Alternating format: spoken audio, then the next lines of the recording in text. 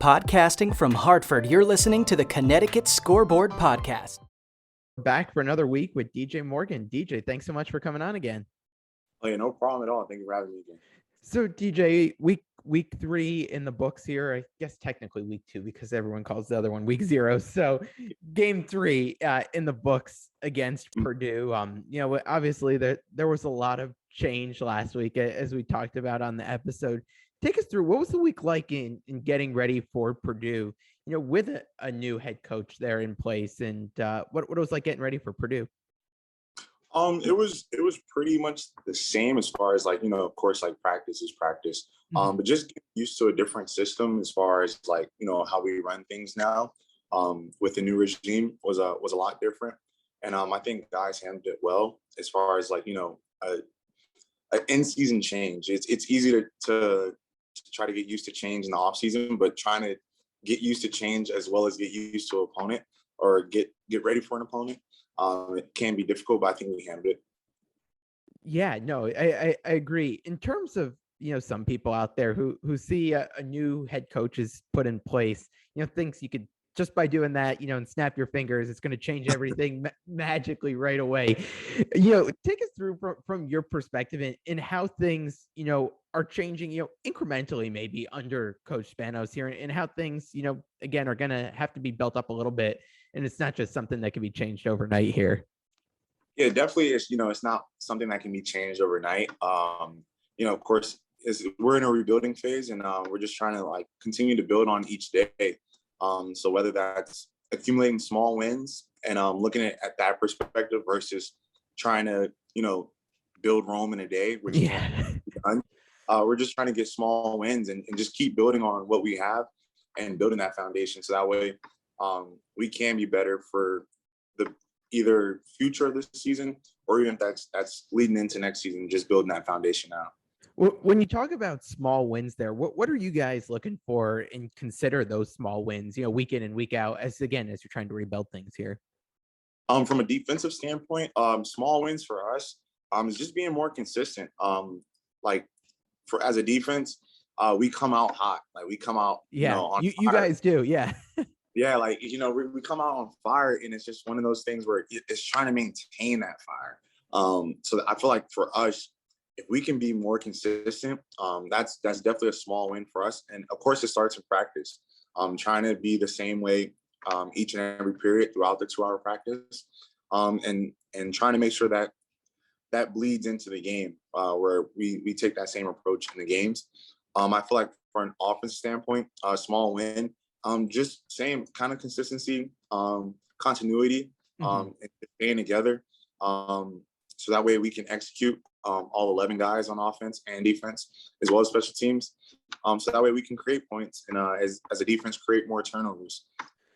You talk about the defense coming out hot each game, and when you look back at last week against Purdue, I mean, you guys forced a 3-and-out on the first possession for Purdue there. I think held them just one touchdown in that first quarter. What is it about that opening part of the game where you guys are really coming out with that fire? And what do you think it takes to maintain that, further on into the game? I think so. For one, starting, we have a thing. Our whole thing is start fast. That's our big thing. We can come out and steal a possession, whether we start on offense or start on defense. If our first defensive series, we can start off by stealing a possession and getting a 3-and-out. It helps our offense. It puts them behind and potentially makes our opponent have to chase us from behind. So that's our whole motto is just trying to get a stop and get the ball back to the offense. And I think one of the things that would help us continue that throughout a full game is just being level, staying even kill, no matter what turns of momentum the game has, whether that's us getting a big play and us getting too high and getting comfortable, or whether it's something bad happening and then us get too low and then now playing with that same intensity. Definitely. I know one thing that Coach Spanos brought up, I think it was in the post-game press conference, that someone had brought up, some of the tackling issues that have been seen throughout the year. Take us through what it takes from your perspective to bring that tackling to a more consistent level, where guys aren't breaking as many plays on the other side there. Definitely in practice. Just being consistent in practice. As far as drill work, one of the big emphasis this week, I know for sure, is going to be tackling. So we can stop missing a lot of tackles and be more secure in our tackles. And then as well as just the drill work we do in practice, but taking that to the good on good periods, the scout team periods, where we're actually going against an offense and taking that drill work into actual team reps. Definitely. I want to ask about Purdue because obviously you got a Big Ten team coming in here that they're a pretty good team. Take us through what your thoughts on Purdue and what they put out there on Saturday. Purdue's a really good football team. We knew that going in, and just seeing the film on them going into the game, and then of course going against them. I believe their tight end is definitely an NFL guy. He'll definitely be playing on Sundays, as well as their wide receiver Bell. He's a really good player, and that quarterback, he's a vet, so he knows what he's doing. He has really good play action fakes, and they're a good sound team all around, and definitely think they'll play far into the Big Ten. In terms of this game, one thing that I thought was kind of cool was that the Fiesta Bowl team was back in town for this game. Do you get a chance to interact with any of those guys that they speak to the team and give you guys any messages there? No, I didn't have a chance to speak to any of them, but I believe some of the other guys did, I believe, but I didn't get a chance to speak with any of them. All right, so we go from that game against Purdue, start a new week here, and it's Army week, and Army always, just from my perspective, I feel like has to be a tough opponent to prepare for with the style of play. What's it been like as you start to think about Army and getting ready to play them in that tough offense they bring? It's been interesting so far as just, after the Purdue game and just moving on from that game, having to move on so quickly, to just get a jump onto this Army week. The triple option isn't the easiest offense to stop, as far as, you have to be sound all 11. Yeah. Whereas a offense, maybe one person can, miss a gap and maybe the running back doesn't hit it. But of course, the triple option, all 11 have to be sound. So watching them, they play it at a high level. They've been doing it for years. So it's going to be definitely a good game, and a challenge for us. What do you think is going to be the key if you guys are going to, be in this game with Army and have a chance there to stop that triple option? What's the key from a defensive standpoint in stopping them?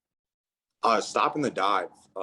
That's the number one thing. If you can't stop the dive with any triple option team, it's going to be a long game. And just watching the film, you see in their first two games, specifically their very first game, that team that they played, they couldn't stop one of their specific option plays, and you see Army run the play back and forth, just the play after play after play, whether that's running it to the right, running it to the left, but you see it at a different formations, but it's the same dive play.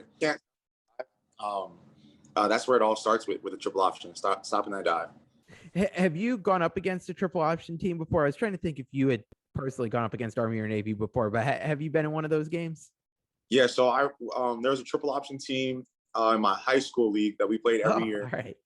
As well as while I was at Notre Dame, we played Army and Navy back-to-back weeks. Oh, that was kind of cool just to be able to prepare for the triple option and then just stay with the triple option for that very next week. Yeah. And then also in 2019 here at UConn, I played against Navy. Okay. All right. It's definitely a game I'm looking forward to. I can't wait to be out there. West Point's a really cool place for a game, just with the atmosphere and everything there. So I'm looking forward to that game. I'll get you out of here on this one. And, now again, heading into game number 4 here, it probably starts to hit a little bit that, you're in the thick of the season, especially after not playing last year. What's it been like now, just getting back in this rhythm of going through game weeks and getting ready for these games and then playing them week in and week out here? It's starting to get back to normal. Of course, not playing last season, the first few weeks is still kind of new. You're still kind of like, with different games at different times, you kind of forget what the schedule is like. So guys are kind of like, do we have a walkthrough today? Like we're playing later, walkthrough, and it's like, yeah, there's a walkthrough today. So we're starting to get back to normal, and it feels good to get some normal type of feel. Yeah. And as far as like being in the thick of it, and in the meat and potatoes of the season, it's one of those things where now, you know, guys, we still know that every goal that we set out for ourselves is still able to be attained.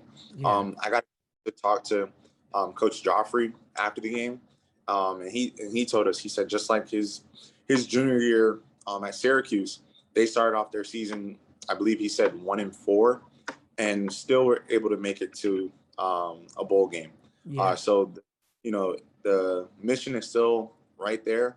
It's still in view, and we haven't lost sight of it. Yeah, and I think if you actually look back to that Fiesta Bowl team that was there this weekend, I think they actually started 3-4 and then end up in the Fiesta Bowl. So it's definitely still out there. So good luck to you and the rest of the team this week. Really looking forward to this game at Army. So thanks so much for hopping on, and we'll catch up next week. All right. Thank you. Thanks, DJ.